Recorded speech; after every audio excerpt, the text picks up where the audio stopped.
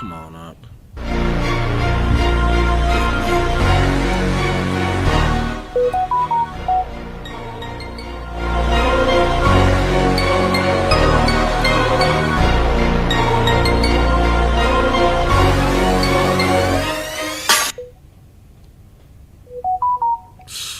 Salakia, This truth is my everything, but we ain't Christian, we'll fall on your ass. Plus you know we keep the metal things. How you wanna settle things? I suppose you'll take the proposal and we'll make that metal ring. With the Glocks of the hecklers, we some righteous ass brothers, but some certified steppers. We some priests at the end of the day, so we teaching in the streets till the end of the day. We on the front line, we the ones that you want in the game. Fourth quarter when it's crunch time, and all my brothers is clutch. Squad full of silent killers, we ain't talking too much, but we'll teach you if you're humble. Just learn to follow orders, don't mumble. Get it done. And he that have an ear, I pray listen. Yeah, we want all of the smoke, we ain't Christians. This the life of a priest that we go in the streets, and you know we teach the Jews. Fresh braids in my head, fresh boots on my feet, and you know we keep the jewels. Whole squad of real niggas, we some certified killers, and you know we got the tools. Nah nigga, we ain't Christian, ain't shit sweet, you musta got us confused. Got us confused. Got us confused, got us confused, got us confused, got us confused. Nah nigga, we ain't Christian. Got us confused. We nothing like the mother niggas. We ain't the same, we some righteous ass, hardcore, rugged niggas. And it's a shame that you full of pride. We don't affiliate with none of you clowns. Plus these heathens getting nullified. This the life of a priest and a prophet. Fake niggas be cautious. Words flow, true drip like a faucet. The righteous stand bold, I'm in line form. Cry a loud voice cutting through a quiet storm. Like King Ty with the fire bombs. It be smoke when we drop the cannons. No Viacom. The home of the truth, we don't play around. Hide the women and the liquor when we taking ground. Living in hell but make the best of it, and endure through the rest of it to the end. And you ain't gotta listen if you choose, as long as you don't get us confused. We not Christian. This the life of a priest that we go in the streets, and you know we teach the Jews. Fresh braids in my head, fresh boots on my feet, and you know we keep the jewels. Whole squad of real niggas, we some certified killers, and you know we got the tools. Nah nigga, we ain't Christian, ain't shit sweet, you musta got us confused. Got us confused. Got us confused. Got us confused. Got us confused. Got us confused. Nah nigga, we ain't Christian. Got us confused. Just the life of a priest that we go in the streets, and you know we teach the Jews. Fresh braids in my head, fresh boots on my feet, and you know we keep the jewels. Whole squad of real niggas, we some certified killers, and you know we got the tools. Nah nigga, we ain't Christian, ain't shit sweet, you musta got us confused. Got us confused. Got us confused. Got us confused. Got us confused. Got us confused. Nah nigga, we ain't Christian. Got us confused.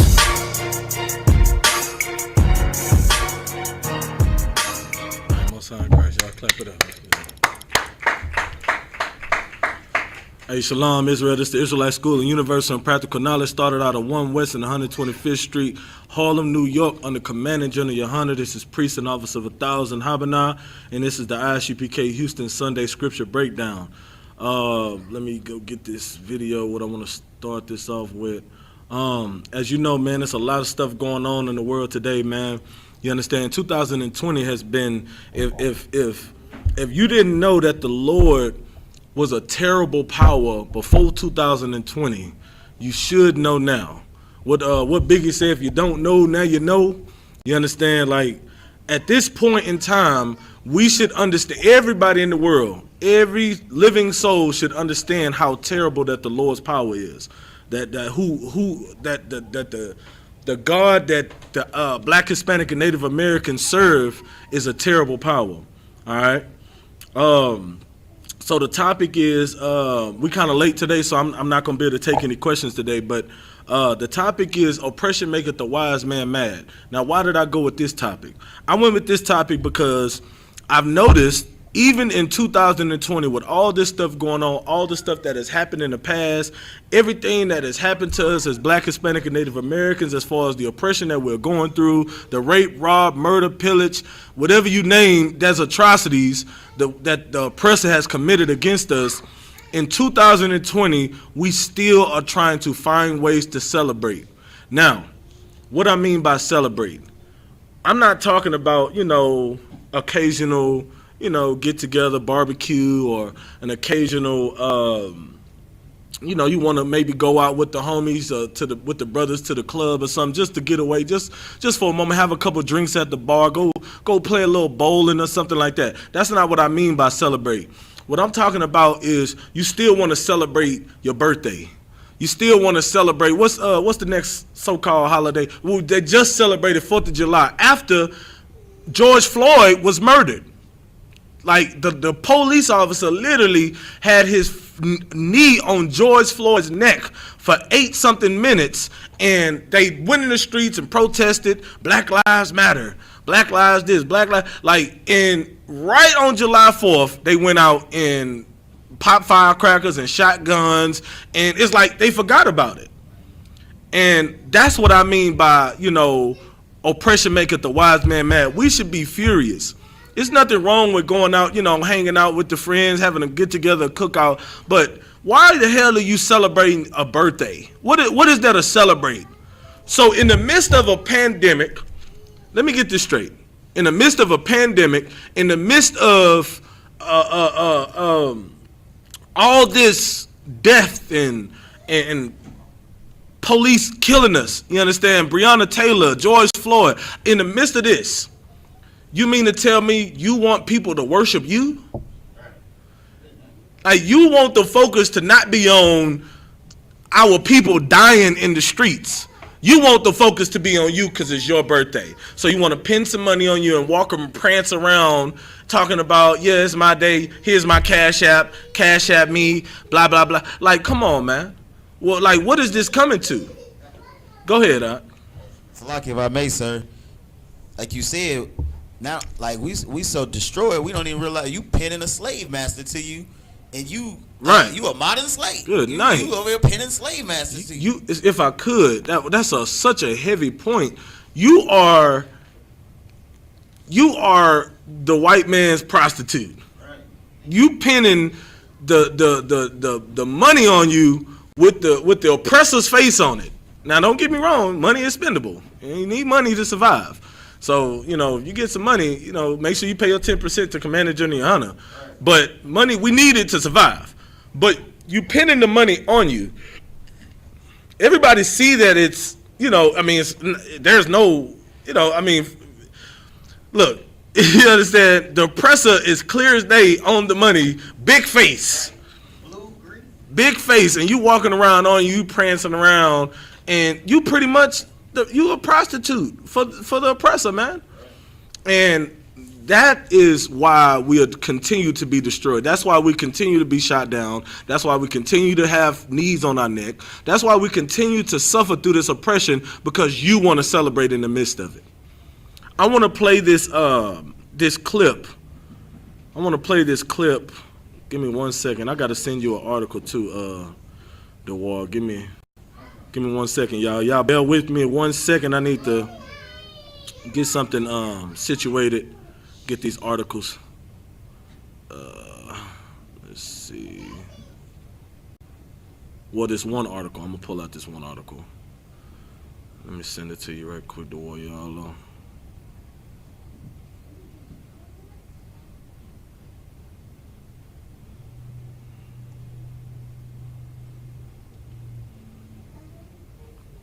Okay, I just sent that to you. So let me play this clip for y'all so y'all can see what's going on, how they feel about us. Now, to give y'all a little backstory, right? I don't know how long this clip is, probably about a minute or so long.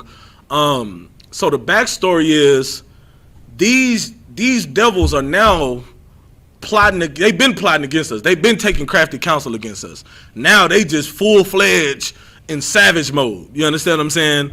So now they've seen some ISUPK videos where we make the oppressor bow down before the children of the Lord, which is us, the children of the slaves, and kiss our boots.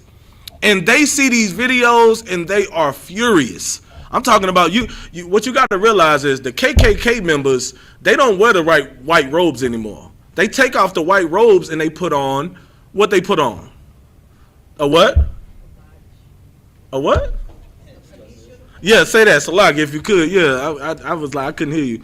Say that, sis. A police uniform. They take off the white robes and put on a police uniform, or they put on, or they be a politician, or those are your modern, like anybody that has power in this country. Those who they wear the robes at nighttime when nobody's watching, but during the day they're police officers, they're politicians, they're people of power, judges, people that control your fate. That's why you get 3 strikes for a gram of 2.5 grams of weed. You get 3 of those, now you're going for life. And not only that, they make it legal. After that, now Romy Rome is locked up for life for selling weed or getting caught with weed, and now it's legal.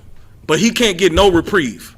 They're letting Harvey Weinstein, and I don't know if they actually let him out, but they were letting pedophiles go because of COVID. They were letting them out of jail because of COVID, but your uncle is still locked up for life, or still locked up for a large amount of years behind something way less, something stupid, because they are our judges. They're our police officers. They're our DAs. You understand what I'm saying? They are who control like what happens to us in society. And this is what I want to play. Let me see. I believe it's at an internal probe by the Wilmington Police Department. I think it's at the 336 mark. Give me a second. Sitting in his patrol car in Wilmington, North Carolina. Salakia. Okay, I'm gonna go ahead and play this clip now. Make sure the volume is turned up so they can hear. All right, y'all listen to this, man. Washington Post. Sitting in his patrol car in Wilmington, North Carolina, Officer Michael Kevin Piner predicted Black Lives Matter protests would soon lead to civil war. I'm ready, Piner told another officer, adding that he planned... Hold on, I gotta pause it right there. Salakia. Like, did y'all hear what this... Like, these are police officers. They're coming together and they supposed to be here to protect and serve. You understand what I'm saying? And they're sitting there planning, said these Black Lives Matter protests are gonna soon turn into a civil war. Meaning, what I'm gonna paraphrase it, but in Matthew where it says there will be nations rising up against nations, that's a civil war.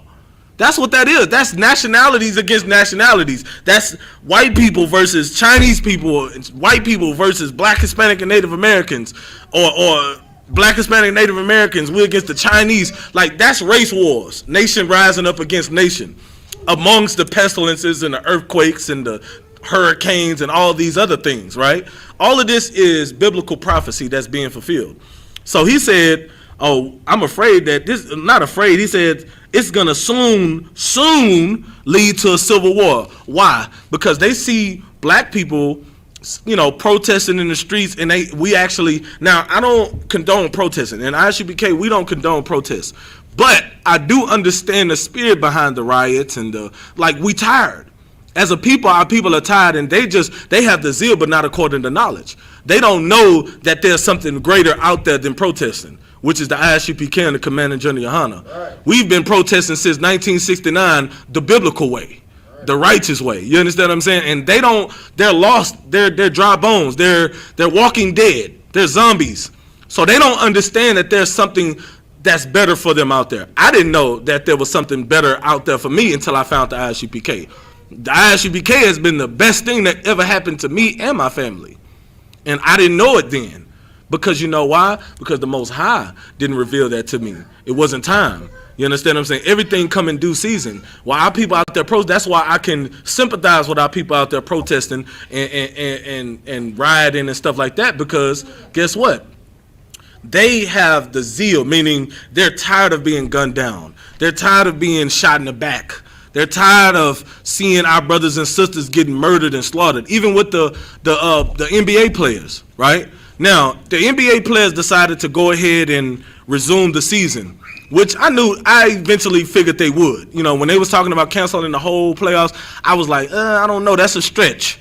You know what I'm saying? But I commend them for even the small amount of so-called protesting that they did by not going on strike. They went on strike for a few games or whatever, a few days, right? I commend them for that because they don't know, like, you can't expect too much out of our, rich entertainers. You can't really expect much from them.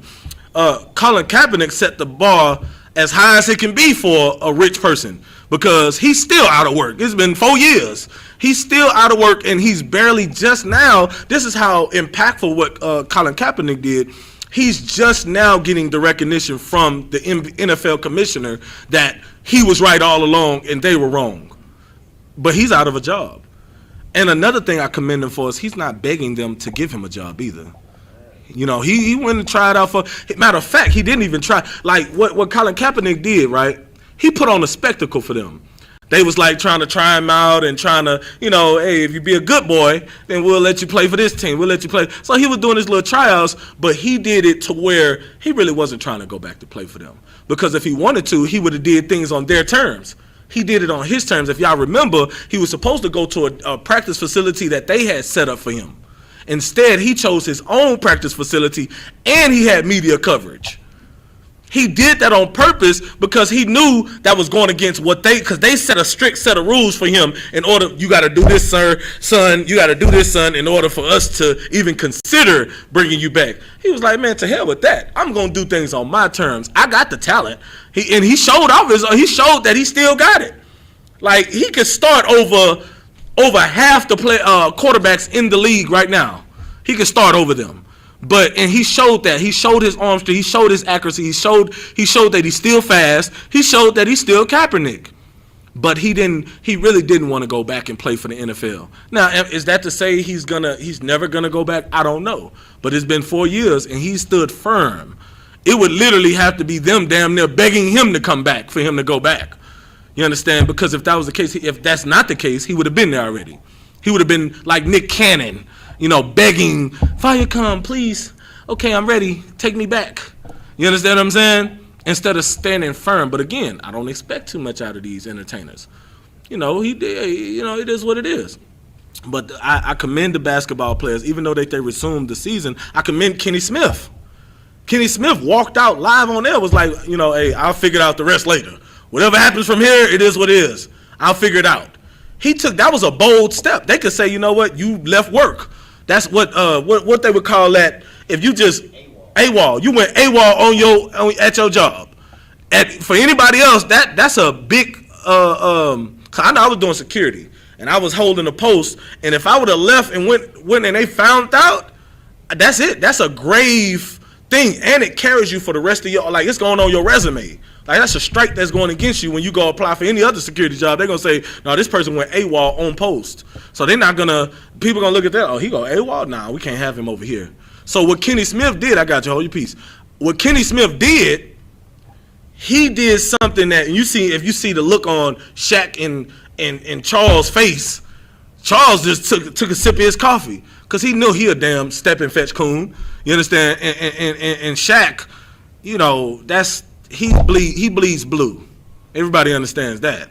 So of course he's not gonna walk out on his blue buddies. You understand? Go ahead, DeWar Yala. So like if I may, sir, I was just gonna say, in Esau military, they will lock you up for that. Right. You doing military prison. Yeah, damn right. You understand what I'm saying? AWOL is a big thing. And what Kenny Smith did, I commend him for that. You understand what I'm saying? Now, if he go back to work, most high in Christ, you know what I'm saying? That it is what it is. But it's the fact of the matter, the zeal that they had to stand up against what's going on, the police brutality. You understand? It was like enough is enough. Putting Black Lives Matter on a jersey or on a court is not enough. It's not. I think the players realize that now. You understand? And I think ultimately their decision to come back was to really, because they really feel like they making an impact on the world. Like, so what I mean by that is, they know people watch them play, and people get excited for these games. People, you know, like this is something people that like lives, like real sports fans, like real hardcore sports fans. This is what keeps them going every day. The fact that they can watch their favorite team go out and dominate, right? So the player, that from the player's perspective, at least this is my take on it. This is not in stone, but my take on it is that they feel like if they can put a smile on the black people that's watching, or that sports fans, they can put a smile on their face by going out and doing the very thing that those black people love to enjoy to watch, then they're making an impact in that way. You know, and they've already they use their platform to, I mean, let's face it, what more they gonna do unless they all just quit or start their own league, which that's what they should do. But again, we can't expect much out of, you know, but they did understand that oppression, they were angry. Oppression maketh the wise man mad. They were wise in that moment because they felt the oppression, no different from when Moses felt the oppression of his people when he left out of Pharaoh's care and he went out amongst his people and he saw the Egyptians smiting the Hebrew. He saw that oppression and it made him mad. Now, I ain't telling you to do what Moses did. You know, don't do what Moses did. But it's the point.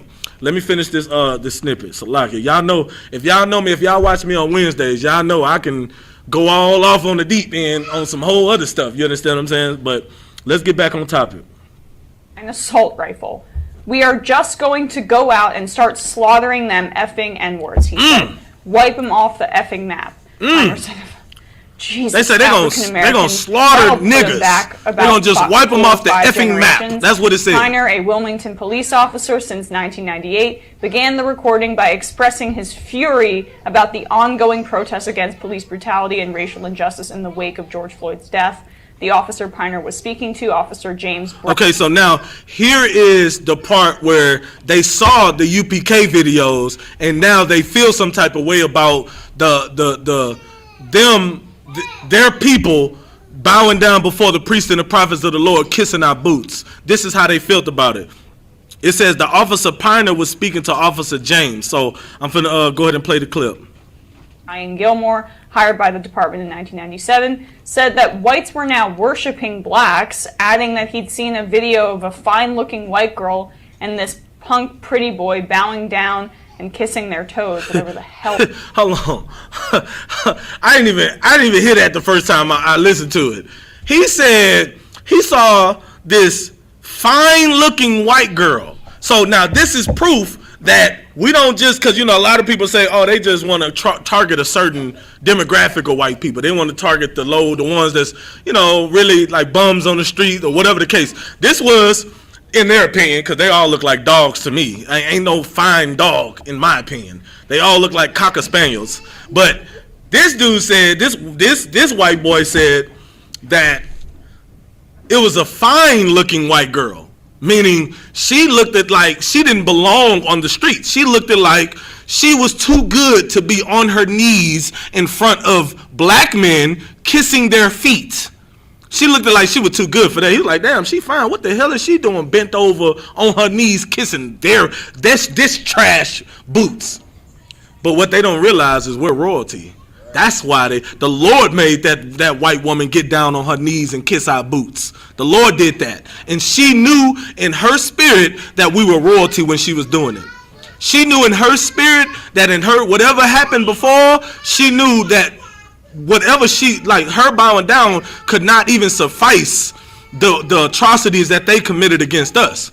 That's why she was so willing to do it. I don't even know which video it is, but we have numerous videos of white women kissing boots, so I don't know which one it was. But they called him and they called the dude that was with her a punk little, what they said, let me see, a punk pretty boy. So they called him a punk pretty boy. You know why they did that? Because they felt like he didn't stand up for what they stood for. He was like, how you gonna let your woman or whoever, this girl right here, this fine looking white girl, kiss their boots? And then you gonna bow down and kiss the boots too? There's nothing strong about you. They look at their fellow brethren as weak because he didn't stop her from kissing the boots. That's how they feel about us, man. And it vexed them to their soul so bad that they was just like this punk. Let me keep reading. Salakia. I mean, let me let the clip play some more. That means. Later, while complaining about a black judge whom Moore, another officer, called an effing Negro magistrate.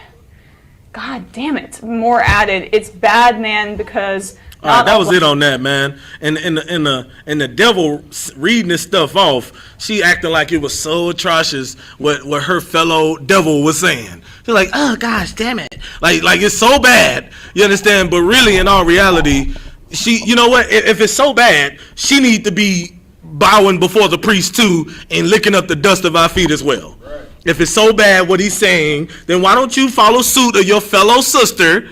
You understand? And you get down on your knees and do the same thing. We down there on St. Joseph in Maine, or we on in Chicago, down in Southside Chicago, or wherever we are in the earth. You understand? We have priests and prophets on some corner where you can go find them and you can kiss their boots. Make sure they're not in purple. Salakia. You understand what I'm saying? Because that's not us. You'll know us when you see us. But I had to play that clip because it's very important that while our people are so destroyed, worrying about celebrating 4th of July, celebrating birthdays, this is what they doing. This is what they talking about behind the scenes. They're talking about slaughtering us, which they're already doing it. Now they're trying to do it on a bigger scale. They're trying to have civil war. You understand what I'm saying? Like, it is very wise that we get our mind right, sober-minded, get our spirit right, because what's about to take place is biblical. It talks about it. It's prophecy. All right? So let me get this. You got the article I sent you?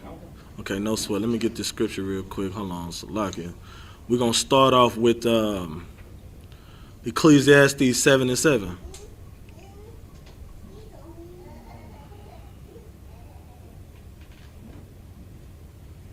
This is the book of Ecclesiastes, chapter 7, verse 7.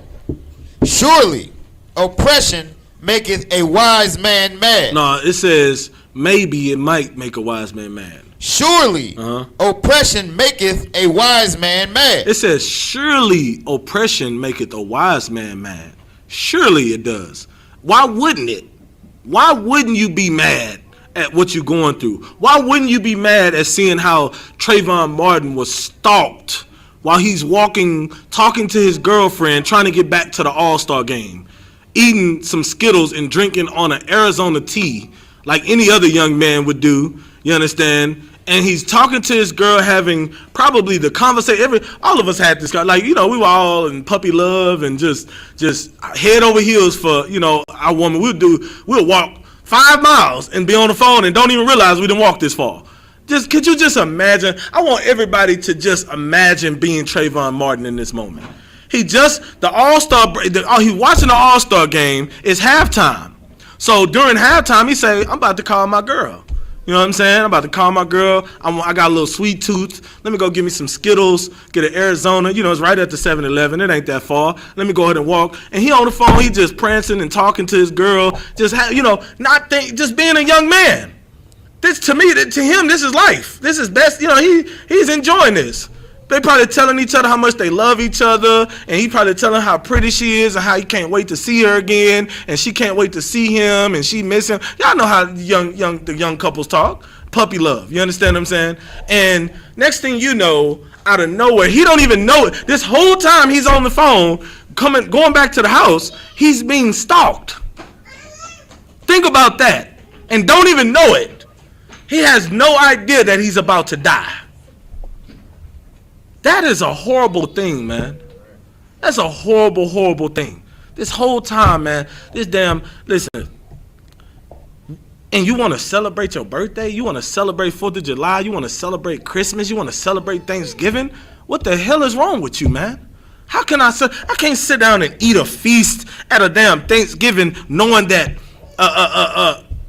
hundreds of millions of the people, like, even if you didn't know that this was your people, this meal is dedicated to the slaughter of 100 million people, right?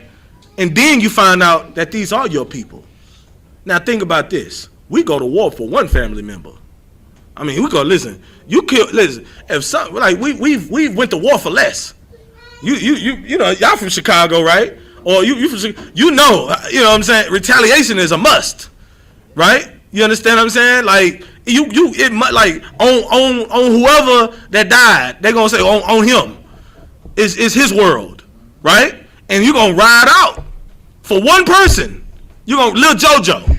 Lil JoJo got killed. It was all hell broke loose between the BDEs and GD. Like it was, and I'm from Houston, but it was like a thing that it was worldwide.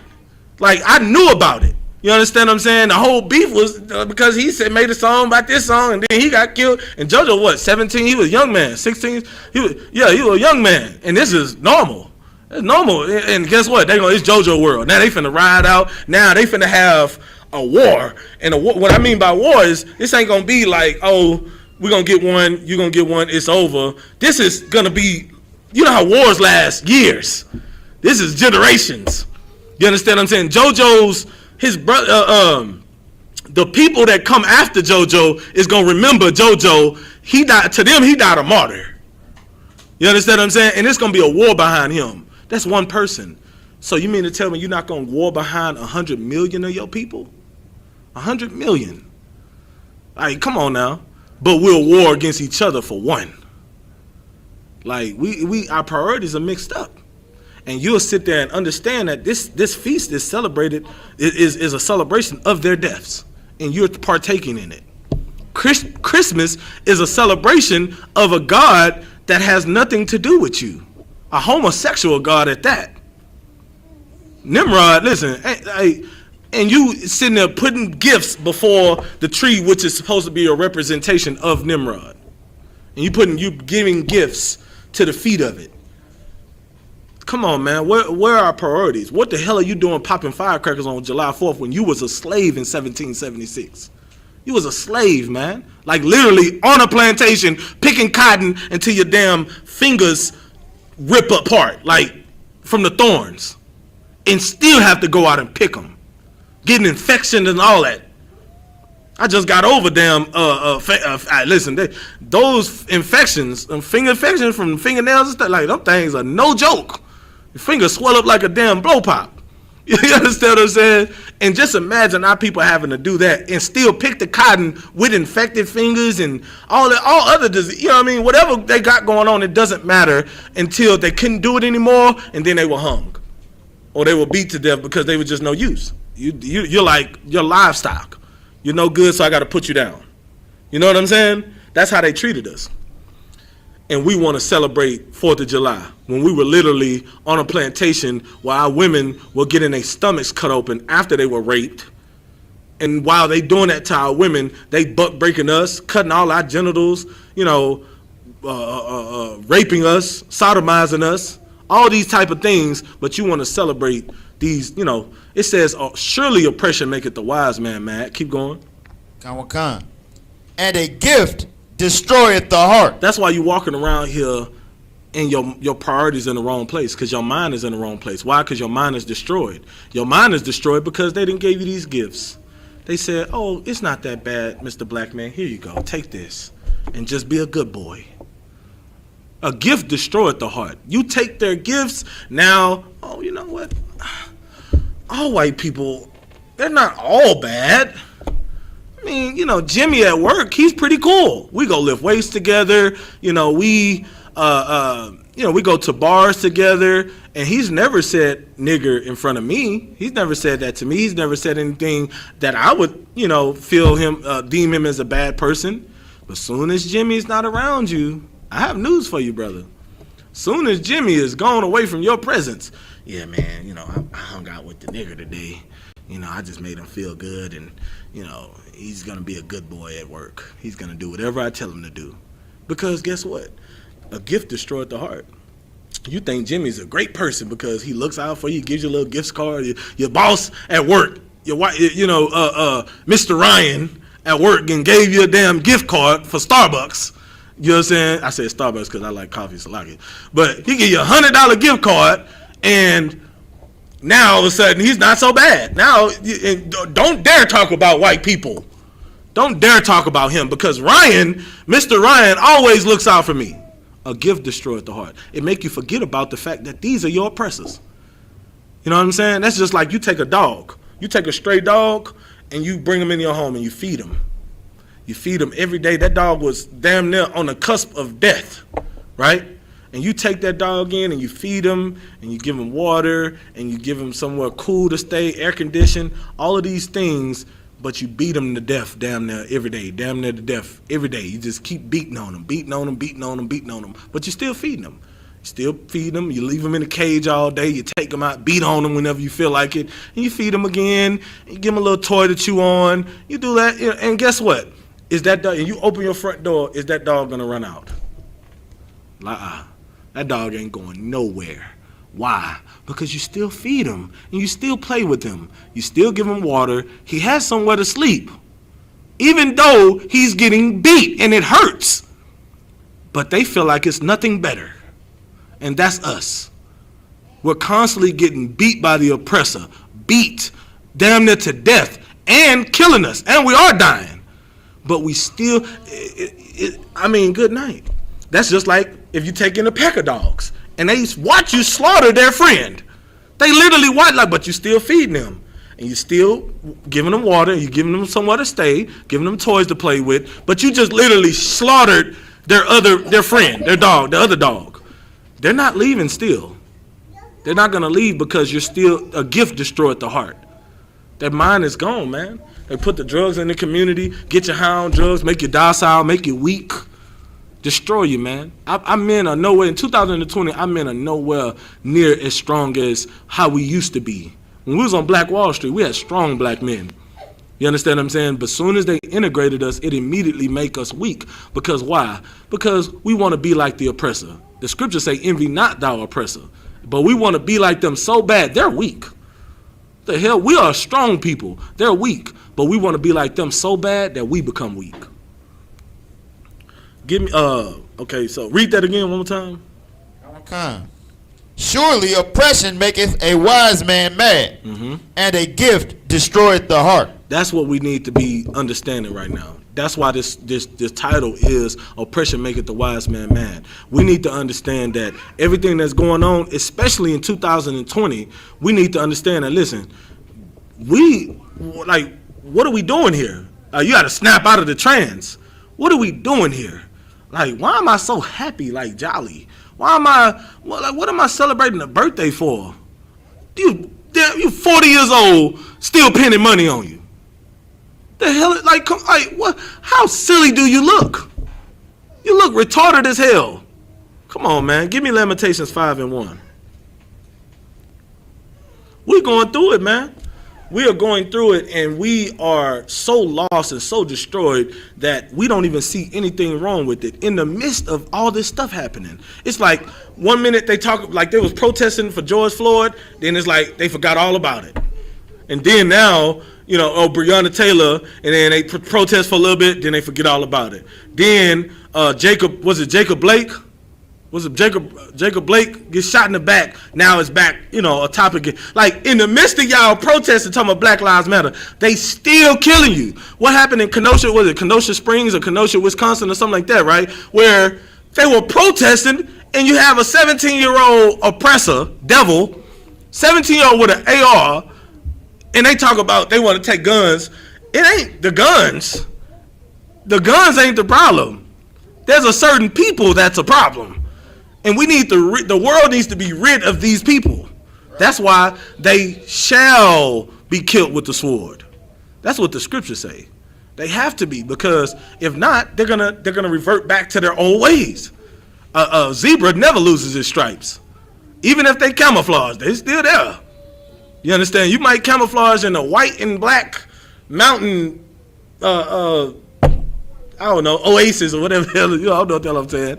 But they still got black and white stripes. Come on, man. That's what our oppressor is, man. Read what you got. Come. It's the book of Lamentations, chapter 5, verse 1. Remember, O Lord, what has come upon us. Consider and behold our reproach. Now, instead of celebrating birthdays, instead of celebrating Christmas and holidays and all of these dumb things that we do, celebrating President's Day. The hell you celebrating President's Day for? Instead of doing that, we should be begging the Most High to remember us while we're going through this captivity. We should be begging the Most High, don't forget about us, Lord. Please don't. When you see us going through this turmoil and affliction, don't forget about us, because if the Lord forgets, if he turns his back on you, you're doomed. It happened before. You understand what I'm saying? And the reason why it's so important for us to, follow his laws, be an obedient child, because once your parents wash your hands of you, hey man, you on your own now. I ain't got nothing. Listen, I can't help you. That's a tough position to be in. Trust me, I know. You understand what I'm saying? And I didn't even do nothing to deserve it, but I was 15 years old, homeless, because my parents washed their hands of me, and it wasn't even my fault. You understand what I'm saying? I don't even really blame them. As I've grown into in this truth, I realized that, the white man has put the drugs in our community, and really, like the 80s, the crack epidemic in the 80s was so powerful. Our people, what I'm saying? It really made that, it really made us docile. It really did make us weak to the fact that they can't even control themselves in their addiction. You understand what I'm saying? So that's why I blame, my parents being drug addicts. I blame that on the oppressor. They didn't really know and understand what they were going through, and they couldn't fight. It wasn't strong enough to fight the addiction, because it's very tough fighting addiction. You're talking to someone who used to do drugs. It's not easy fighting addiction.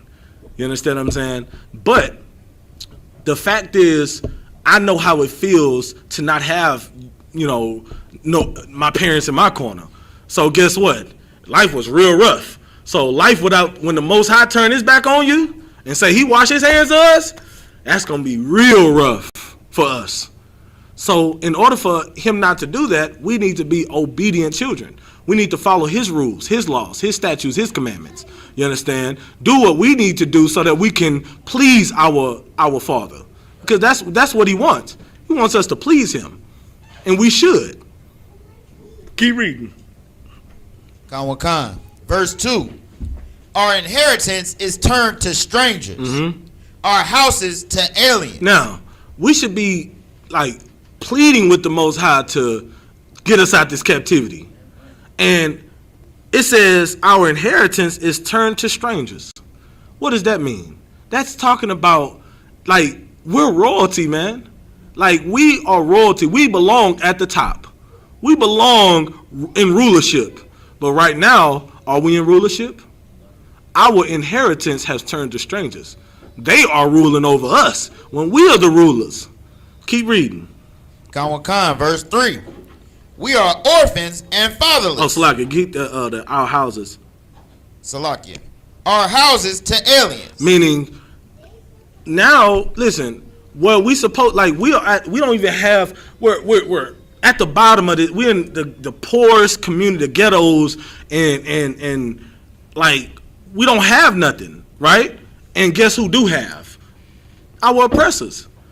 Not just the oppressors, all the heathens. They take it up. You can't go in your neighborhood without seeing an African at the gas station, or Arab at the gas station, African or Arab, or definitely an African driving Uber. You know what I'm saying? That's they. You know what I mean? Uber or Uber Eats or anything like that. DoorDash. Africans control that. You understand what I'm saying? You can't go in your neighborhood without seeing a Chinese chicken joint, or chicken and rice, or whatever the hell it is, or even sometimes washing terriers, nail shops. You understand? You can't, there's no, in your neighborhood right now, there's a heathen somewhere who's running a business, sucking up all the neighborhood of their money and resources. Our houses have turned to aliens. Everywhere we go, we seeing the heathen. We're not even in our natural home. We're supposed to be in Jerusalem. Where's Jerusalem? Who is inhabiting Jerusalem right now in Israel? You understand? The oppressor is. Our houses have turned to aliens. You understand? Go ahead. Khan. Verse 3. We are orphans and fatherless. We are orphans. Keep going. Our mothers are as widows. How are we orphans and fatherless and our mothers as widows? I'm asking. How are we orphans and fatherless and our mothers are widows? How is that possible? Go ahead, DeWall. It's like, if I may, sir, we getting killed by the oppressor. We getting locked up. They breaking our homes, you know, and they got us destroying ourselves now. Right. They have us binded up. It says if you want to first enter into a strong man's house, you must first bind up the strong man. Child support. You understand? Child support. Just locking us up, turning our women against us. You understand? Putting us on child support, locking us up for any little thing. You breathe on her the wrong way. She calling daddy, which is the oppressor. And gonna come guns blazing. You understand what I'm saying? They'll kill you for less. You call them. Oh, that means you must really need me. You know what I'm saying? Like, you need me to the rescue. Go ahead. And if I may, sir, like they binding us up in every way too. Like like everybody get the stimulus package except the people on child support, which is us, because they done got our women against us. They don't. So that's one way of them getting us out of the gate. Right. Not to mention they got all our brothers locked up, our brown and black brothers locked up. We 90% of the prison population. Yeah, forget about that. You understand? It's just, I mean, that's a wrap. And that's how they doing it. They have made us fatherless. And then they kill your father or lock him up and then talk about why you ain't got your daddy. Right. Where your daddy at? Your daddy, black people don't never have their fathers in the homes. They leave the mothers as widows. How do you leave your mother for widow? Meaning the daddy is dead now. They done killed your father off and left her high and dry with nobody. You understand what I'm saying? Like that's exactly how we're fatherless and orphans. You understand? That's how our mothers are widows. We're growing up in a single parent home because they done took our fathers away from us. Keep reading. Okay. Verse 5, Salakia. Verse 4. We have drunken our water for money. Our wood is sold unto us. Everything that we got, our resources, any little thing that we need, we have to pay for it. Natural thing. We can't drink rainwater. You can't even, it's a felony to go out and drink rainwater. Come on, man. You can't tell me that the oppressor is not the devil that the Bible speaks of. Good night. You can't, I mean, you got to pay money for a bottle of water, something that comes from the earth naturally.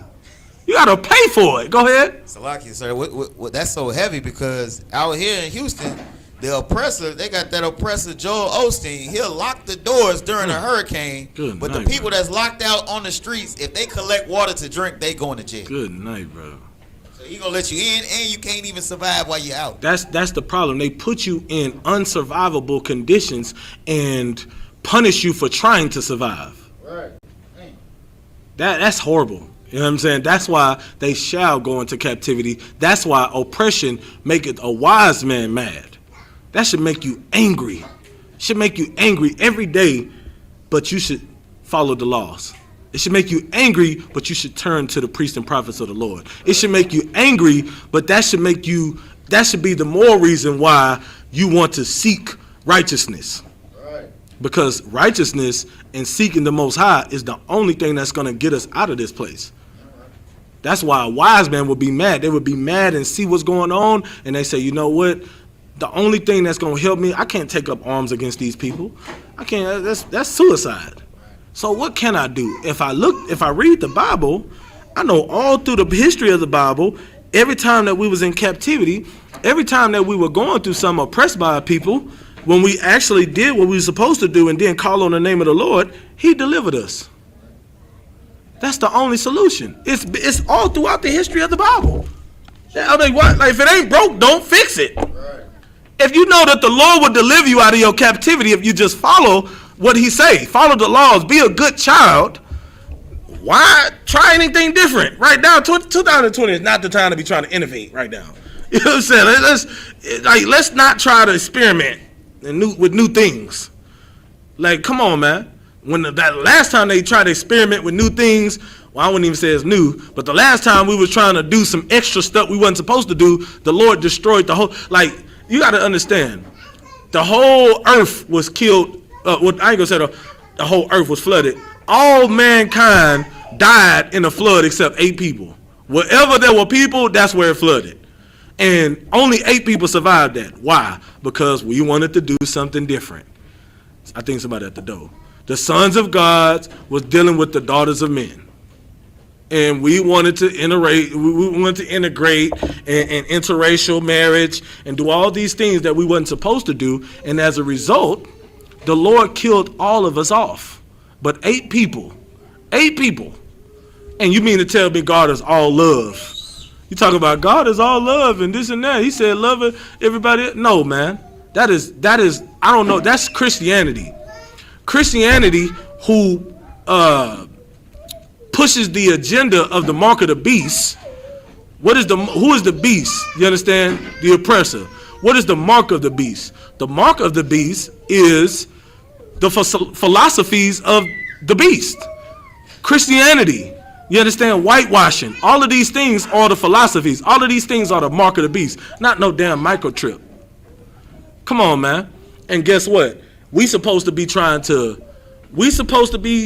pleading to the Most High that He'll deliver us out of this place instead of following after the mark of the beast. Celebrating birthdays, that's following after the mark of the beast. Celebrating holidays, that's following after the mark of the beast. Being in a Christian church is definitely that's the mark of the beast. You should have the mark of the truth. You should have the mark of the Lord on you. And that is following the law, statutes, and commandments.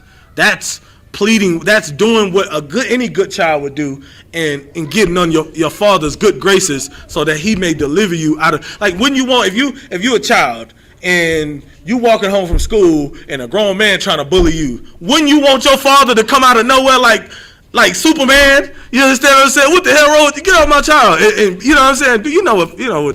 Do what he do? You understand what I'm saying? Wouldn't that would make any child feel like, yes, man, hey, whew, if it wasn't for my father, good night. You know what I'm saying? I would have been kidnapped. But guess what? We don't want to turn to the Most High like that. We don't want to look at the Most High like that. We don't understand that we're going through this severe oppression and we need our Father to come and be, that hero to save us out of this, but we're not trying to live like a father. If he washes hands of you, I told you, life outside this home. You don't want to live here? You want to leave? You think you're grown? Okay. And then when something happened to you, first person you gonna come, hey, Daddy, I'm going through it. Hey, nah, you wanted to leave. You didn't want to be under this roof. So now you got to deal with the consequences. And that's what we're doing. We're dealing with the consequences. But we have a chance.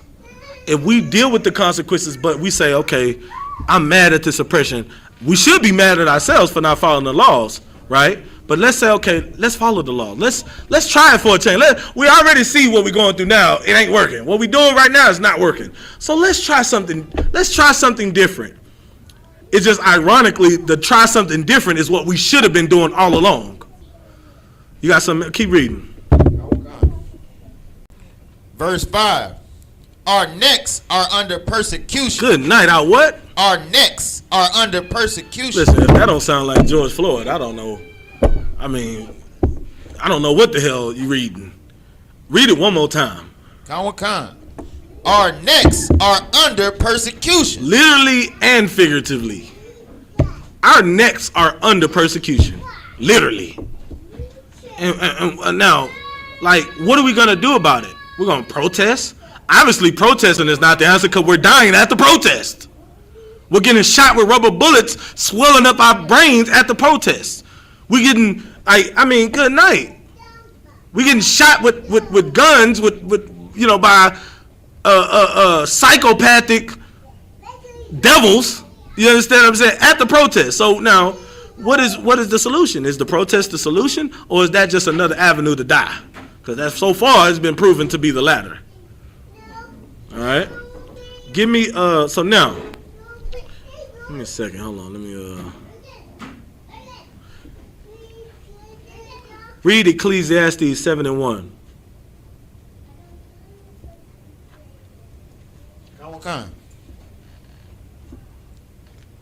It's the book of Ecclesiastes, chapter 7, verse 1.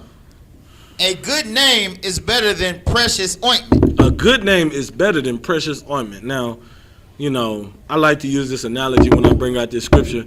I'm pretty sure we all kind of have some type of dealings with Captain Tazariak's body butters and oils. You understand what I'm saying? Now, that body butter, the oils, I don't really use the body butters too much, But the oils, listen, that is like precious ointment. You understand what I'm saying? And I mean, right now, like I got the One West on, and it's just so, what's the word? To my nose. It's so refreshing, sis. Let's give her a hand if you could. That's an awesome word, a perfect word. It is so refreshing to my nose when I breathe in and just smell the oils. It's precious ointment.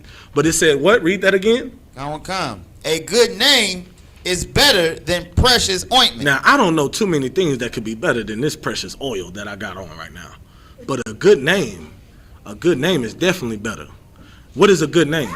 What does it mean by a good name is better than precious ointment? Go ahead, speak loud if you could. Salaki, sir, if I may, but knowing the men that labor amongst you, knowing you for your good work. Okay, knowing you for your good work, you on to it. Give it to me in a shorter, like get straight to it. Give it, Salaki. Next time, raise your hand, sis, if you could. Go give it a mic.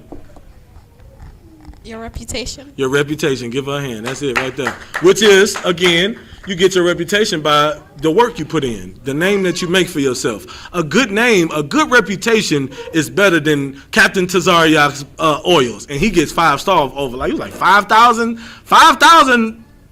transactions.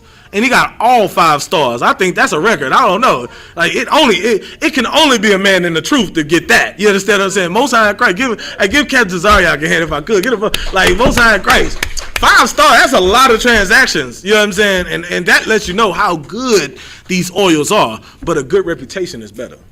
Captain Tazariak's reputation is better than his oils. His reputation is better. Like, I mean, his oils are phenomenal. So that goes to show you how good his reputation is by the work that he's put in. The name, he's the chemic killer. Really, any philosophy they bring up against, he's a killer of it. You understand what I'm saying? Like, so that's proof. That's proof of the scriptures.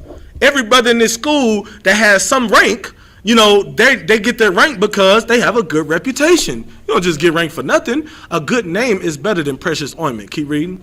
And the day of death than the day of one's birth. Now, just like a good name is better than precious ointment, the day you die is better than the day you were born. So why are you celebrating your birth? If anything, you should celebrate your death. Now, I'm not telling you to do that either. But if anything, I mean, if you don't celebrate something, you shouldn't be celebrating your birthday. Because the day you die is better than that. We celebrate our birthdays like this is just the best day ever in the world. The best thing that could ever happen to the world is your birthday. That is you being a god. You've turned yourself into a god. Go ahead. And Salaki, if I may, sir, what's so heavy is because, like the point you brought up earlier about Lil JoJo, like they going to war dying on just, you know what I'm saying, really dying on nothing. But the scriptures right here is saying, like, your day of death is better than the day of birth because you basically die standing on something. Die standing on these laws, statutes, and commandments. Right. Die standing on the truth. Let me tell you something, man. Officer Makatazar died such an honorable death. Like, his name, listen, his reputation, like, that's why the scripture hits so much harder now that, you know, like this brother laid down his life for his friends, doing the work of the Lord, holding an outstanding reputation. Everything that I've heard from, you know, everybody that spoke on him, the men above me, that spoke on his spirit, his zeal, his work ethic, he died the most honorable death that you can die. At camp, holding post with no blemishes on his record. His name, like that's what this was about. He didn't celebrate his birthday, but we are going to celebrate his death in a way where we honor him because he died such an honorable death. Of course, it saddens us all, but when you look at the perspective thing, he's laid the blueprint for. Listen, can't no young man come in here now like tarrying around. Like, he set the blueprint for any young man coming up. He was an officer of 50 with the work ethic of, you know, a 5,000. So now the young men coming in under him, they're going to have some big shoes to fill. Like, so that's how you celebrate the death versus celebrating the birth. We celebrate the death by making that good name, that reputation. You understand? Building that reputation, putting in the work of the Lord, following these laws, statutes, commandments, not celebrating no damn birthday. Doing the opposite of that. Most High in Christ, damn right. Get the Most High in here. Damn right. All right. Let me see, Salakia, put some more on that one. Give me, now I'm going to bring out a couple instances where birthdays were celebrated, but they were heathen celebrating birthdays. That's not our customs or culture. Give me Genesis chapter 40, verse 20. It is not our culture to celebrate. This is the first time that a birthday was even mentioned in the scriptures. It's not the only time, but it's the first time. But this is the Old Testament. Read it when you got it. It's the book of Genesis, chapter 40, verse 20. And it came to pass the third day, which was Pharaoh's birthday. The third day what? Which was Pharaoh's birthday. That he made a feast unto all his servants. It was Pharaoh's birthday. Pharaoh is a heathen. He's not an Israelite. It's not our customs. It was his birthday. That he did what? And he lifted up the head. Back. He made what? That he made a feast. He made a what? A feast. Guess what? The scriptures say, I do not, he said, I'm paraphrasing. Give me the precept. Find the precept. Huh? In Amos. Solemn assemblies. Give me that precept, Yagram. Or somebody give me that precept. Hold what you got, Dwight. Give me that precept, Yagram. The solemn assemblies, where it says, I do not, smelling your solemn assembly, something like that. Keep reading. Unto, made a feast unto. Made a feast unto all his servants. And he lifted up the head of the chief butler and of the chief baker among his servants. Now, this sounds like, what does this sound like? This sounds like the same thing that we do at birthday parties. We make a big old feast, or you go order a crap load of pizza or whatever it is. It's still a feast. You invite all the family members. You make a big deal about it. Put out flyers. Get the moonwalk. You understand what I'm saying? And after you know what I'm saying, you got and then you whoever's the head of it or making the food, you praise them. Hey, you made this good food. We finna eat. We finna sing happy birthday. We're gonna blow out the candles and we're gonna cut the cake. We're gonna have a big old feast. Read what you got, Salaki. Hold that right there and read that precept. This is the book of Amos, chapter 5, verses 21 through 23. I hate and despise your feast days.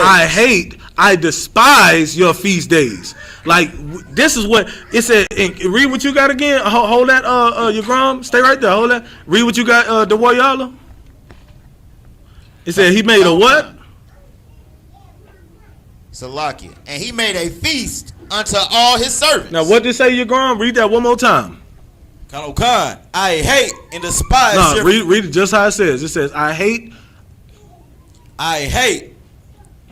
despise your feast days. I despise, meaning this is how you know it's a black man book. You know, sometimes we gotta repeat ourselves because you might went through one ear and out the other. Your head may be you got a hard head, so I gotta say it twice and I gotta put more emphasis on it the second time. I despise your feast days. Like Pharaoh made a feast unto his servants. Let the heathen do what the hell the heathen want to do. Chinese people want to eat bats and bring coronavirus. Are you going to go eat bats too and get coronavirus? Is that what you want to do? Africans don't take baths. Africans smell like a pile of crap everywhere they go. Is that what you want to do? You want to walk around smelling like boo-boo, eating boo-boo? You understand? Putting your face up a cow's butt? That's what Africans do. You understand what I'm saying? You want to play spitball fight or whatever the hell they do in a bamboo fight in the damn jungle? That what you want to go do? Go do that. But that's what the heathens do. That's not our culture. Just like celebrating birthdays is not our culture. The Lord says, I despise your feast days. Keep reading. And I would not smell in your solemn assembly. Like them little whatever the hell you think you whatever, like, you know how in our feast days we burn incense and stuff like that. The Lord loves that smell. That is a great, that offering unto the Lord is a sweet scent that he loves to smell. You in your feast days, he don't want to smell that nasty, stinking garbage that you cooking in honor of a damn heathen god or pagan god. He don't smell that in your solemn assemblies. You understand what I'm saying? Come on, man. Is some more on that? Go ahead. Let me see what it say. Come. Though ye offer me burnt offerings and your meat offerings, I will not accept them. See? I just broke that down. Like, you offering your burnt offerings and your meat offerings, thinking, oh, you celebrating this and you praying over it's Thanksgiving. Come on, let's say the grace. You praying over the damn food. You supposed to be offering this up to the Lord. Lord ain't blessing that food. You gonna choke on the damn turkey leg. You understand what I'm saying? Eating that stuff, man. Read what you got, DeWar. Go back to where you was at. Throw it for that. No, sorry. And he lifted up the head of the chief butler and of the chief baker among his servants. Now go to Matthew 14:6. So now we finna go into the New Testament. You understand what I'm saying? And we're going to bring out some instances where they celebrated the birthday in the New Testament. But again, it was never any, these are in the instances that I'm bringing out in the Bible about birthdays, these are the only instances where birthdays were celebrated and never celebrated by Israelites. It was always heathens. Read what you got. Come. It's the book of Matthew, chapter 14, verse 6. But when Herod's birthday was kept, the daughter of Herodias danced before them and pleased Herod. Now, I'm gonna go. This is Matthew's account. I'm gonna go through Mark, where it's a little bit more details. But it says, go back Mark 6:21. It says, but when Herod's birthday was kept, the daughter of Herodias danced before them and pleased Herod. What does that sound like to you? Yeah, I love them strippers. Yeah, I love the strippers. Like, that's exactly what the hell that was. You get it's just like what's that goddamn movie again? Man, it was Players Club. That's Players Club all over again. Diamond? That's Diamond right there. You know what I'm saying? It pleased Herod. Like, Diamond had that one stalker, you know what I'm saying? That's like Herod. That one stalker with the glasses. You know what I'm saying? Y'all know what I'm talking about. Diamond was something serious on the pole, right? And she had that one stalker that she pleased, and he came in faithfully to see her. That was Herod. They even went to the private party, the birthday party. They went to and what happened? And you know what? This is a perfect example why you shouldn't be celebrating your birthdays. Because you hire a damn stripper, and what happened to the stripper? What happened? Somebody tell me. I know y'all watched the movie probably a million times. I know I've seen it probably like 20 times. What happened, your Grum? Sir, she got raped. Who got raped? I forgot her name. Diamond's cousin got raped. But and listen, that's why nothing good can come from celebrating a birthday. That's what happens at birthdays. You get raped, you get molested, you get shot, you get killed in a car accident. Something is gonna happen. You celebrating your birthday, the Lord is gonna bring death upon you, man. Nothing. The spirit of murder is in the air when you celebrating birthdays. Keep reading. Read what you got in Mark. It's the book of Mark, chapter 6, verse 21. And when a convenient day was come, that Herod on his birthday made a supper to his Lord. Made a supper to who? To his Lord. Again, so now, it's his birthday. They making a feast for everybody to come and eat. It's just like what we do now. We're repeating what the heathens did in the Bible. We're repeating it for our birthdays. Why do we want to live? The scriptures say, envy not thou oppressor. Why we want to live like them? Why we want to be like the heathens? We should be like our culture. Do what we supposed to do, not follow them. Keep reading. Khan. Verse Salaki. High captains and chief estates of Galilee. Verse 22. Now this is the more detailed account of what she did. Go ahead. And when the daughter of said Herodias came in and danced and pleased Herod. Pleased Herod. And them that sat with him. So she came in. It was a private party. She came in and danced. That's exactly what Diamond's cousin did at that birthday party. She came in and danced before Herod, which was Diamond's. Who was the dude again? It was somebody, huh? Go ahead. Yeah, the one that, he was somebody that knew them though. Like it was New Diamond or something. I can't remember. What? Go ahead, sis, you had it? You can't remember? The brother of the, God damn it, I forgot. It's been a minute since I've seen it, y'all, so like, yeah, we breaking down the movie now. Good night. What is it? Ronnie's brother, right? Ronnie's brother is like Herod. And the friends are them that sat with him. Keep reading. Khan. And when the daughter of said Herodias came in and danced and pleased Herod and them that sat with him, the king said unto the damsel, ask of me whatsoever thou wilt, and I will give it thee. Now, she done turned into a prostitute. She done went from a stripper to a prostitute. And that's exactly how Diamond's cousin got raped. You see how that set it up? Go ahead. If I may, sir, what's the T.I.? You can have whatever you like. Yeah, you got whatever you like. Right, you have to give Good night. About to, like, whatever you want, I got it. You understand what I'm saying? Like, it ain't tricking if you got it. Right. And that's what's wrong with our people, man. That's what's wrong with our sisters, whoring our sisters out. You understand what I'm saying? That's how you get raped and molested. Like, you putting yourselves in, like, but if you had some shame to yourself, you would cover your body up. You wouldn't be walking around with your damn butt hanging all the way out your damn pants, your booty shorts. You understand? You wouldn't be walking around here trying to show off the shape of your damn box in your pants. You understand? You would cover yourself up. You would be decent. Go ahead. If I may, sir. Like that just goes to show you that this wicked place America promotes this whoredom, because they'll put a woman or one of our women like Cardi B on a pedestal. They'll make her, all these young girls look to aspire to be her. Mm-hmm. But the whole time they give you the story of she was a stripper that came up, that went to Love and Hip Hop and then got with a rapper. Mm-hmm. And then now she's a top celebrity by continuing to whore herself out. Or you got the Amber, I can't remember her name, who got with Kanye. The same thing. They worked at the same strip club. Amber Rose. Amber Rose. Yeah, right. Damn right. Exactly. You become famous by being what they call Instagram models. Right. Really, an Instagram model is just a whore who twerks with a smartphone. Now they didn't upgrade it from Instagram models to OnlyFans. Right. Like, everything is digital. COVID is just like, you ain't even got, listen, they got virtual everything now. You no hands on. You just virtual. You just step into my virtual world. You understand? That's your OnlyFans account. It's your virtual world of whoredom.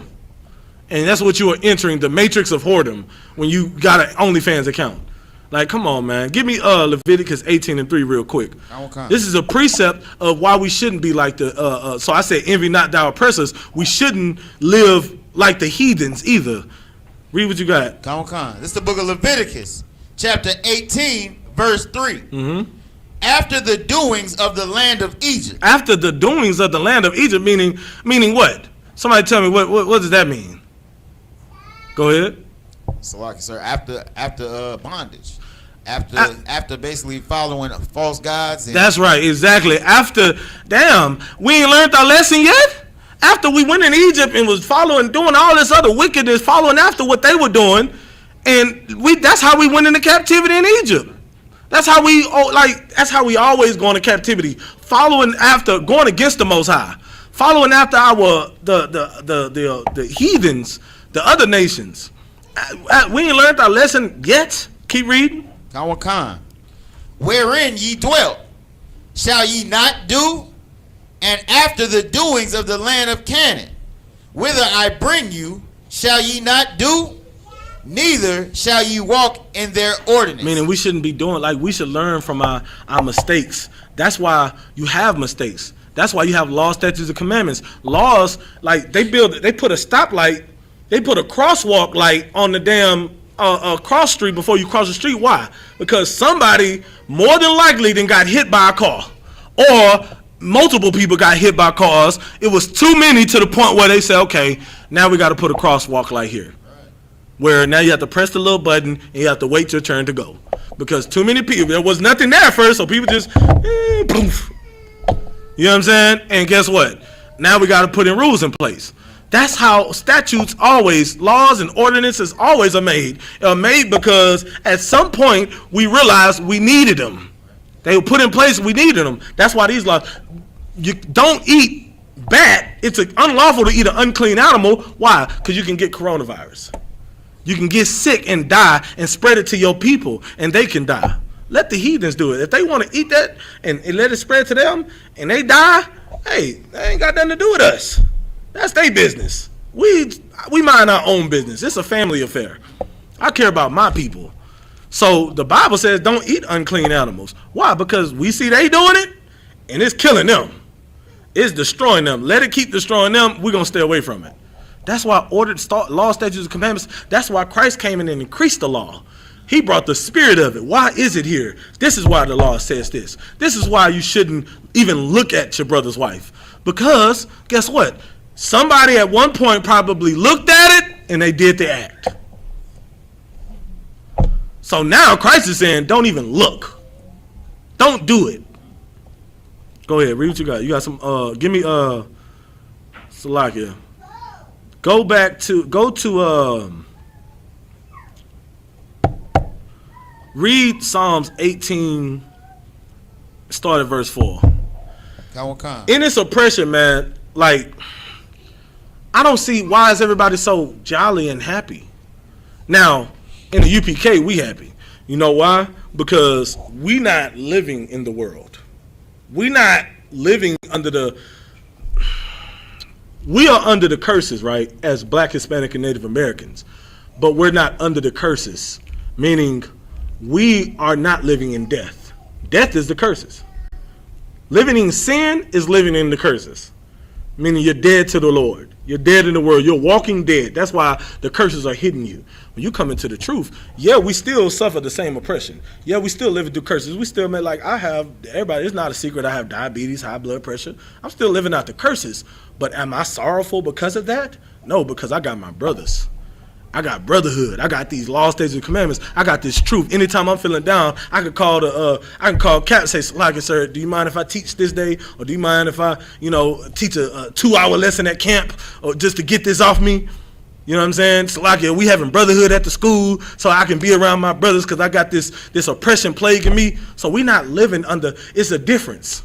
So that's why we can be jolly and happy. And we're not celebrating birthdays. We're not celebrating holidays. But we are celebrating the laws. We are doing what we're supposed to do while we're in this captivity. That's why we can be happy.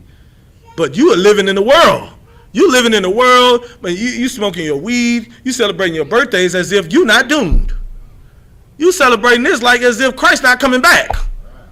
And when he comes back, he's going to be looking for those who are rebelling against him. And what he stood for. Christ ain't died for you to be just doing what you want to do. Christ died so that we can look upon that and say, damn, man, he laid down his life for his friends. Okay, you know what? At the least I can do is follow after the example he set for us. Come on, man. Read what you got. Come. It's the book of Psalms, chapter 18, verse 4.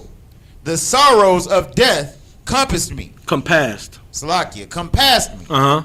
And the floods of ungodly men made me afraid. Let me get the definition of compassed.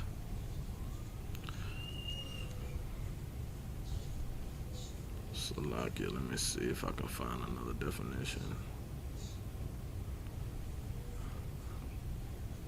Okay, go look at the definition for compass and read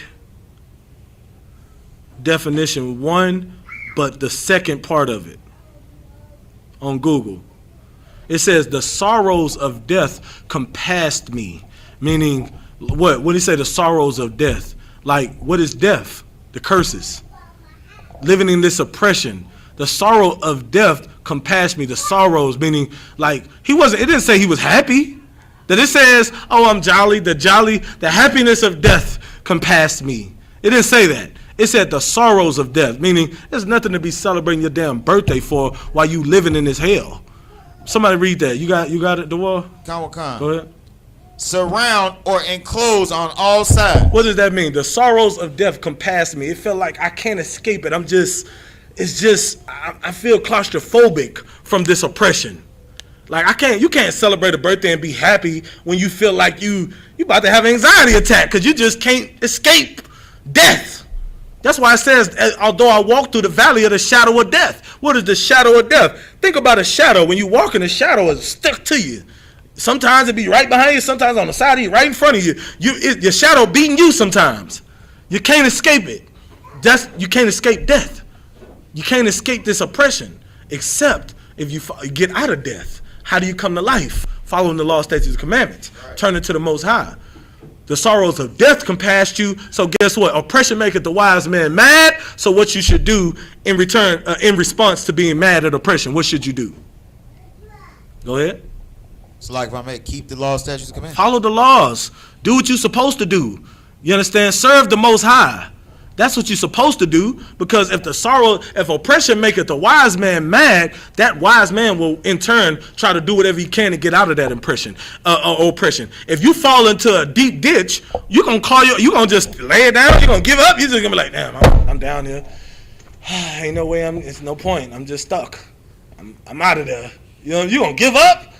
You know what I'm saying? Like, I had to bring this up. It's totally off topic, but you know, me and I was at the YAHANNA. You know, we were playing 2K yesterday, and it was a certain situation that happened where it was a play, and we was about to give up on the play. He was like, "Oh, they finna score. Don't worry about it. We just get back down on defense." He was like, "No, don't give up on the play." And the brother came and blocked the dude shot from behind. Like, he didn't give up on the play, so we shouldn't give up on the play either. We fall in the deep ditch, you gonna be screaming, "Hey, help me!" You ain't finna. I don't give a damn if I scream my damn esophagus out. Somebody gonna find a way. Don't gonna hear me and try to help me. I'm not gonna just lay down and die. I'm gonna scream until I die. Somebody gonna hear me down here. I'm gonna claw my way out. I'm gonna lose. Like, listen, I'm gonna have my fingers gonna be down to the knuckles because I didn't try to claw my way up out of this pit. You understand what I'm saying? Like, that's what we should be doing instead of just giving up, laying down for the oppressor. You should be fighting your way out of the oppression. How do you do it? You do it by following the laws. You do it by coming into the I.S.U.P.K on the command and journey of YAHANNA. That's the only solution. It's the only solution. That's what a wise man would do, because a wise man is mad at seeing George Floyd die. A wise man is mad at Breonna Taylor getting murdered. A wise man is angry at Jacob Blake getting shot in his back, you understand, with no weapon in front of his kids. That's what a wise man would do. Is some more on that? Yeah. Verse 5. Mm-hmm.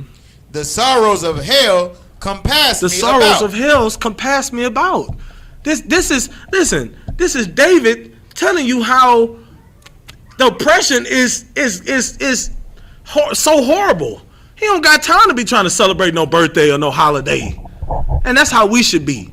We shouldn't have we won't have no time to be trying to celebrate no damn holiday or birthday, because the sorrows of hell should be compassing us. It should be making us trying to find a way to get out of this hell, and the only way to do it is to serve the Lord. That's what we should be doing. I guess we could bring out Job. Give me Job 3:1. We're going to go into Job. Matter of fact, before we go into Job, give me, read that article that I brought out. I gave you. Before we go into Job. DWI driver charged in hit and run that killed Fanwood woman. The man had been out drinking in celebration of his 39th birthday. Hold on, now go down to where the article starts, where it says Linden, New Jersey. Linden, New Jersey. A man who had gone out drinking for his 39th birthday has been charged in the fatal hit and run crash of a beloved Fanwood woman and second grade mountainside teacher. Man, you hear this stuff? You go out on your birthday, you getting pissy drunk, and guess what? Now you die in a car. Now you're killing somebody. You're committing murder behind celebrating your birthday. You're committing murder. You started off as a good day. You're celebrating your day where you are worshiping, people are worshiping you as a god. Now you're in jail for murder because you didn't kill this woman on drinking and driving. Keep reading. Kawakan. Megan Crilly died 11 days after she was hit while crossing the road with friends on January 20th. She was 35. Authorities on Wednesday announced charges against IBN Collins of Linden. He has been charged with first-degree aggravated manslaughter, first-degree death by auto, while driving while intoxicated within 1,000 feet of a school. First-degree aggravated manslaughter. You understand what I'm saying? It started off as a night at the club or at the bar, to now I'm behind prison because of my stupidity. Like, come on, man! Celebrating birthdays it's death surrounding that whole, because it's a spiritual thing. You know, celebrating your birthday is the #1 holiday in the in the Satanism, which is the worship of Satan. It is their #1 holiday. The highest day in the satanic religion is celebrating your birthday. Why? Because you are making yourself a deity. You are making yourself a god. And people are worshiping you, whether they know it or not. You know it because you have them. Tell them, hey, come on, give me my money. It's me, it's my day. Worship me. You understand what I'm saying? That's what that is. That is the highest day in the satanic religion, man. Give me Job, and we're gonna bring out a couple things with Job talk about, and we're gonna end it with that. It's the book of Job, chapter 3, verse 1. After this, opened Job his mouth and cursed his day. He did what? Cursed his day. No, he celebrated his day. Cursed his day.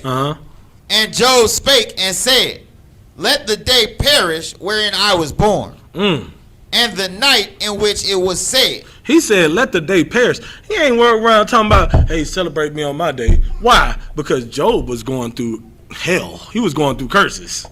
You understand? Job was going through it. If anybody didn't know the story of Job, Job was going through a tremendous amount of turmoil and tribulation and trials. And that's what we going through. We going through it too. Think about it.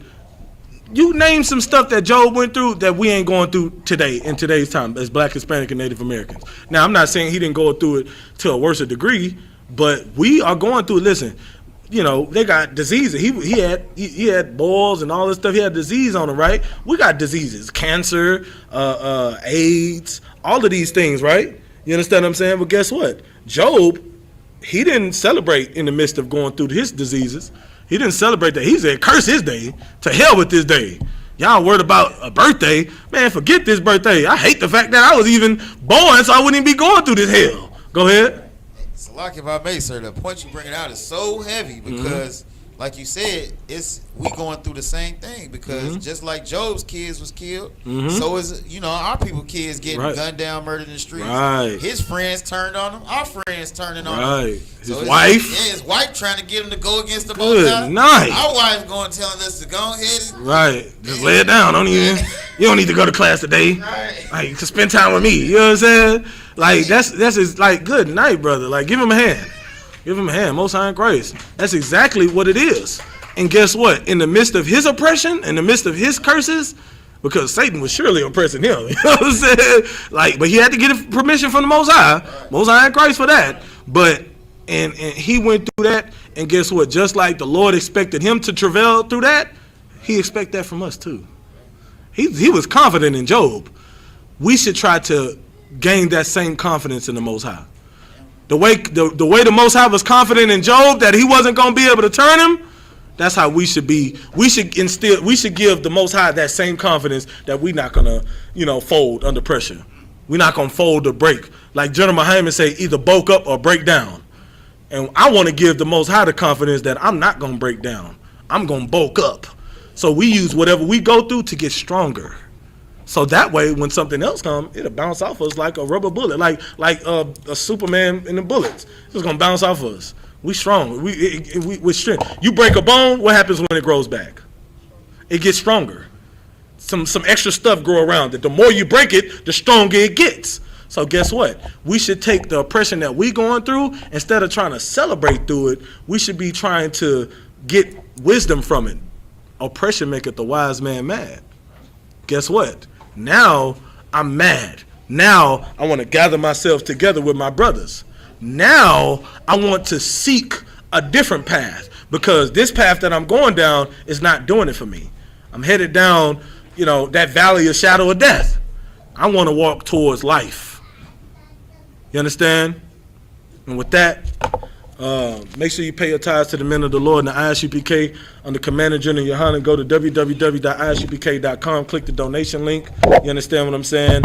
Pay your tithes, man. It's very important. We have an upcoming Holy Convocation coming up, the memorial blowing of the trumpets, first day of the 7th month, Thursday, September 17, 2020, Leviticus 23, 24 and 20, chapter 23, verse 24 and 25. Make sure you at the school. We're going to be here at 7701 Belford. You understand? Sundown, that's, again, the memorial blowing of the trumpets. That's Thursday, September 17th, 2020. We will be here at the school. We will have the feast day here. You understand? We're going to celebrate like we should celebrate, instead of celebrating our birthdays, instead of celebrating these other holidays. You understand? Who got the security announcements? You got it? Your Grum? Yeah, get them security announcements together, your Grum. While he's getting that together, again, we're going to be at 77 Belford on September 17th. That's going to be on a Thursday evening. That's sundown. We will be here at 7701 Belford Avenue, Houston, Texas 77061. Make sure you're here. All right. And with that, I'm going to pass the class over to Trooper Yagrum for the security announcements.